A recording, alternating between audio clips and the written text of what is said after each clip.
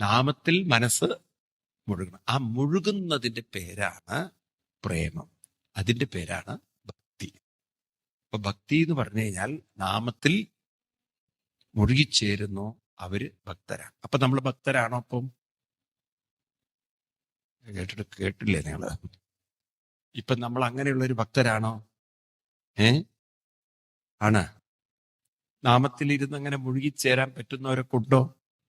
ഇടയ്ക്കിടയ്ക്ക് പുട്ടില് തേങ്ങടുന്ന പോലെ ഇടയ്ക്ക് മുഴുകും, ഇടയ്ക്ക് മൊത്തം പൊങ്ങും. ഇപ്പൊ മുങ്ങിയും പൊങ്ങിയിരിക്കുന്ന ഭക്തിയാണ് നമ്മൾ. അതിൻ്റെ ഇടയ്ക്ക് എന്തെങ്കിലും ഒരു ചിന്ത വന്നാൽ, നിങ്ങൾ നാമം ചൊല്ലിക്കൊണ്ടിരിക്കുന്നതിൻ്റെ ഇടയ്ക്ക് മൊബൈലിലൊക്കെ ക്ലിങ് ക്ലിങ്, മുഴുകല് ശരിയായില്ലേ? പിന്നെ ആരാണ് മെസ്സേജ് അയച്ചത് എന്നുള്ളത് അറിയുന്നത് വരെ മനസ്സിനൊരു സമാധാനം ഉണ്ടാവുമോ? ഇതൊന്നും പറയാത്തത്. അപ്പൊ മനസ്സിനെ എപ്പോ വേണമെങ്കിലും മനസ്സിന്റെ നിയന്ത്രണം. അപ്പൊ നിയന്ത്രണം നഷ്ടപ്പെടാതെ, ഇനിയിപ്പോ കഴുത്തിലെ മാല കാണാനില്ല, ഒന്നും കാണാനില്ല, പക്ഷെ നാമം ചൊല്ലുമ്പോൾ അതൊക്കെ പോണാൽ പോകട്ടും പോടാ.